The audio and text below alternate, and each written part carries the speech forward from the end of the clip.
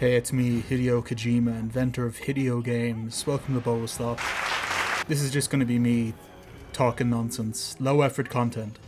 Yeah, the whole point of this is just to get me more comfortable talking behind the microphone, because it's very awkward, especially when you've never done it before, and if you're like reading off the script, it sounds very robotic. And because I've made like videos in the past before, and how I would talk wouldn't sound like me, if that makes sense. Yeah, so this is just low effort me practicing stuff, because it's better for you to make something than to leave it unfinished and shit. I'd rather make something be shit than unfinished and perfect. Yeah, the background is just going to be me fighting Gog'ed in Monster Hunter Wilds, which is pretty fucking cool. I love Monster Hunter. I started playing in Worlds. I didn't like it at first, and it took me a while to actually like get Monster Hunter. It took me until Wilds came out for me to actually like get it. Because I was just like, ooh, I like fighting big monster with a switch axe. You know, I was always put off by like the grind and endgame and stuff. Excuse me. Oh, excuse me. I remember I played Worlds. I really liked it. I played Iceborne, and then when I got to Guiding Lands, I was like, oh my god, it's just a grind. So I stopped playing. I got Sunbreak and Rise for the Switch, and I liked it, but the Switch is such a shit console.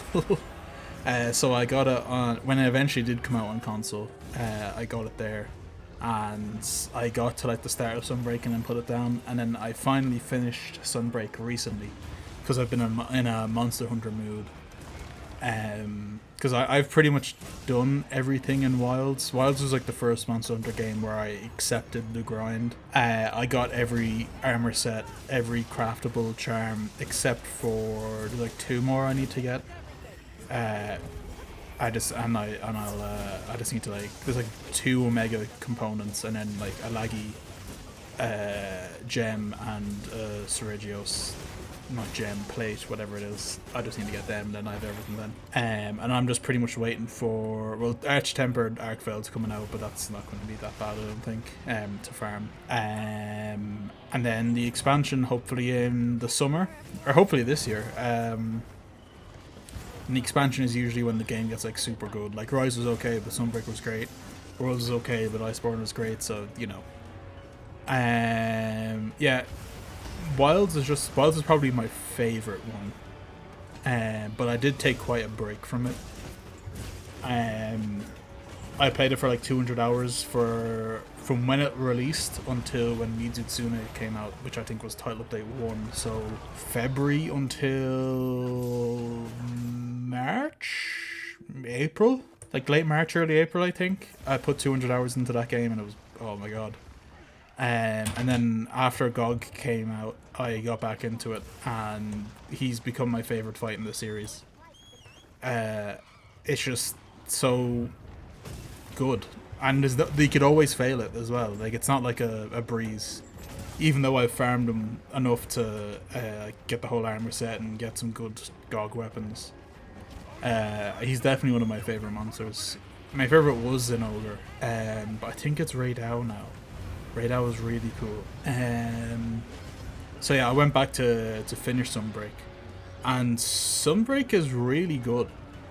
There's some fights in Sunbreak that I love that are in Wilds that are really bad. Specifically Gore Magala. Gore in Wilds fucking sucks. It's so bad. He's blind, and he acts so crazy and deranged and like super aggressive, but he's blind. So I don't understand that. In Sunbreak, the Gore fight, it starts off like he's very cautious, like just doing widespread attacks in a general area where you are, not like specifically targeting you, just like wide sweeping attacks. And then as the fight goes on and as the frenzy virus spreads, he can see through that, and he becomes a bit more aggressive because he knows more or less where you are now. So yeah, that fight is really cool. Shigaru, Magala, and Chaotic Gore are also very good fights. I'm kind of nervous for Shigaru being added to Wilds, because they fucked up Gore, and I feel like they might fuck him up too. I don't know. But Sunbreak was really, really cool. Half of the Sunbreak roster, sorry, almost all of the Rise roster did not interest me. Over half of the Sunbreak roster did. Primordial Mauzino is probably one of the most intense fights I've had, alongside Omega. Omega is also a really good fight, but farming him's a pain in the arse. Yeah, the Primordial Mauzino is super tough. Volcana, I only fought Volcana once in Worlds. I'm starting to go back through Worlds again. Now that I have this like new perspective of like willing to farm monsters, more of a patient play style. And I feel that when I was younger, because I've gone through, when I played Monster Hunter Worlds originally, compared to who I was originally, like I want to say 6 years ago, compared to who I am now, are two different people, because I've gone through a lot of development as a person. So viewing the game differently, I'm willing to go back to it. But I remember I only fought Volcano once in Iceborne. I didn't do the Arch-Tempered fight, and I didn't farm her. But the Sunbreak Volcano fight is really bad. Like, I did not enjoy that at all. So I don't know if that's just Volcano or Sunbreak Volcano. We'll have to see. Rajang, I remember Rajang being a lot harder. Furious Rajang in Sunbreak is actually really fun to fight. I don't feel like, oh my god, it's Rajang. I'm like, hell yeah, it's the funny monkey, you know? I don't like Kezu. I fucking hate Kezu. I'm just thinking of monsters in Rise and World. Or not, sorry, Rise and Sunbreak. I fucking hate Kezu. Why is he real? He's popular as well, which I find very funny. Yeah, so Sunbreak is very, very good. If people haven't played Sunbreak, I would highly recommend it. It's great. I remember Rise getting a lot of hate when it came out because a lot of people who started with World saw Rise and they were like, oh, Switch game, ew. And you know what, yeah, fair enough. But yeah, Rise is great. Decoration crafting is still a bit weird to me because I'm so used to farming them. And having to go back and do high rank fights for like weakness exploit and attack boost and stuff feels bad because you're just not getting anything out of it really. It also doesn't help that for weakness exploit specifically, we need stuff from Almudron. I fucking hate Almudron. Put him up on the screen. Show this muddy bitch. I hate him. And then you have to farm like a 5% drop from Nargacuga high rank. Or master rank, sorry. But Nargacuga's cool. I like Nargacuga. I usually use the switch axe. That's like my main weapon. I've tried other weapons. I've tried them all. Like I've done on Wilds I've done like at least 10 hunts with each weapon type. 50 for like most of them. I think I'm on like 3 or 4. I think it's 600 for the switch axe. On just Wilds. I really like the switch axe. But in Sunbreak I wanted to change things up and I was like, you know what, I'm going to use the greatsword. Because that was the only weapon that really appealed to me at the time, and strong arm stance, holy fucking shit, it's so good. Yeah, so I'm gonna go back and do World and Iceborne. I have it on console and PC, and I started doing it on console, but there's mods to skip the cutscenes, and the cutscenes in that game are really bad. So yeah, I'd rather just start again on PC from scratch. I might do Hammer, because Clutch Claw is not really a great mechanic. Clutch Claw sucks. If you haven't played Iceborne, they had a mechanic called Clutch Claw, which lets you mount onto the monster. But when you are on the monster, you have a few options. You can either hit them with your weapon, which will weaken the body part that you're attached to, or if you were on the head, you can punch the head to change the direction twice before they get angry. And if you have slinger ammo, you can shoot the ammo into their head, sending them forward into a wall. If they're not angry. If they are angry, you can't do either of those things. But because you can make any part on the monster a weak point, to compensate for the DPS increase that you'd be doing on average, they increase the health of master rank monsters at least. I'm not too sure about low and high rank.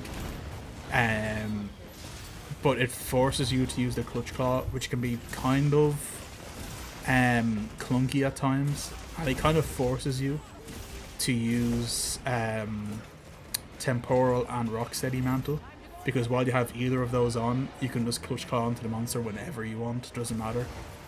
I think I like the idea, but it wasn't implemented well.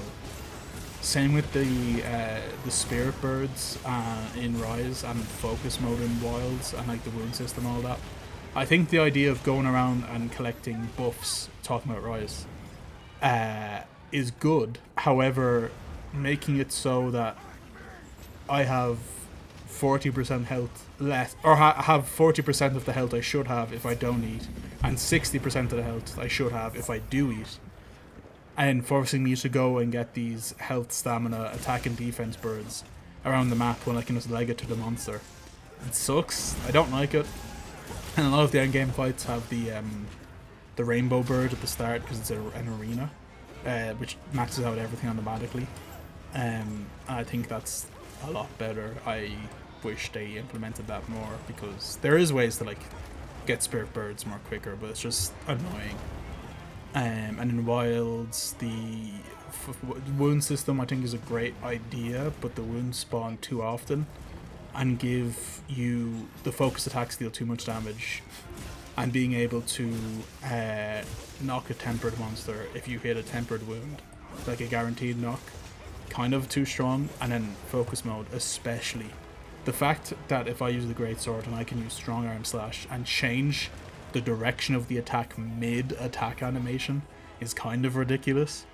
If they just changed, like, as soon as you start the animation, it's locked in place and you can't change direction. Or while in focus mode, you can only do focus strikes. I think that would fix the issue a bit more. Also, if they remove the autopilot option from the Sacred and added in decoration crafting, because they added random charms and crafting charms in Wilds.